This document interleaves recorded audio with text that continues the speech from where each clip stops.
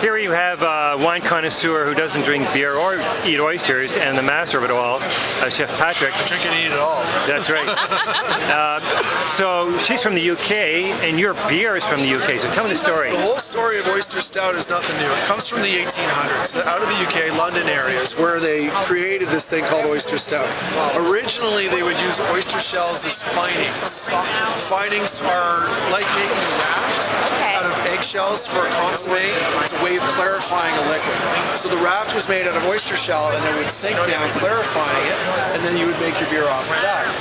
The brewers thought that the oyster imparted a certain type of flavor, and therefore created what they called oyster stouts.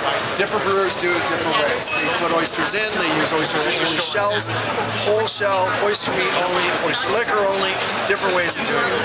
The last commercial brew was in 1965, Isle of Man, the Manx Brewery.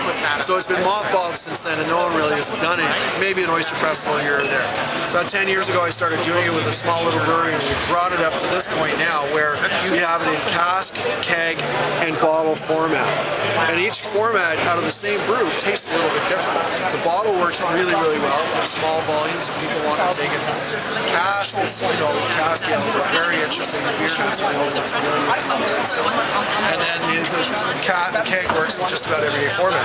But what we have here is we decided to use a Malpac oyster from Prince Edward Island as opposed to what a regular normal oyster stout would have been made, which would have been that oyster there. That's a European flat. That's a European species of oyster. We would use something more along the lines that's disappeared. It's an East Coast oyster. Anyways, they're from Prince Edward Island is what I use. 1,500 oysters go into the actual boil for a 2,000-liter knockout. And what it does is imparts a little bit of a saline or ocean saltiness up in the front part of the palate and on the nose. Roasted malt and espresso and chocolate through the body, that's the brewer. And then in the finish, as you aerate, you'll get a little mineral chalkiness in the finish, which I find comes from the shell. Because it's a whole shell boil, that's what comes down.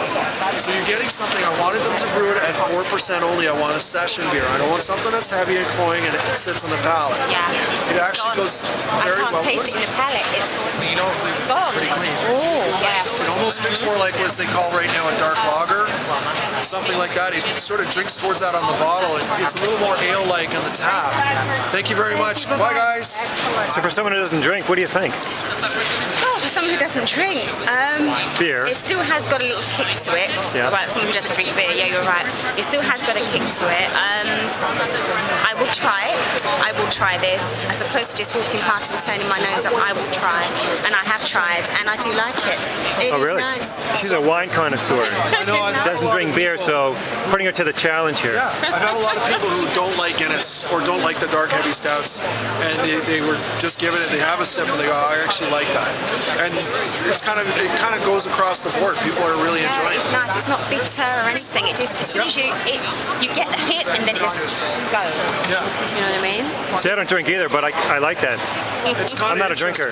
And it's not for everybody. Like when I do my things, I know oyster is super niche. It's like when I was building an oyster knife with a company for worldwide distribution, I go, it's an oyster knife. It's not a chef's knife. You're gonna sell like 3 knives. That's it. But the 3 knives you sell to, those people will buy 7 knives each because they buy for their uncle, their brother, their house, their cottage, everything. Right. So that's the funny thing with this. When they're into it, they're into it. So beer nuts get into this, the oyster people get into it. It's kind of interesting. It is nice. You're doing a really good job. Continue to do it. Cheers. Okay. Your website, more information? Oh, for more information, shuckerpatty.com or Twitter handle @shuckerpatty.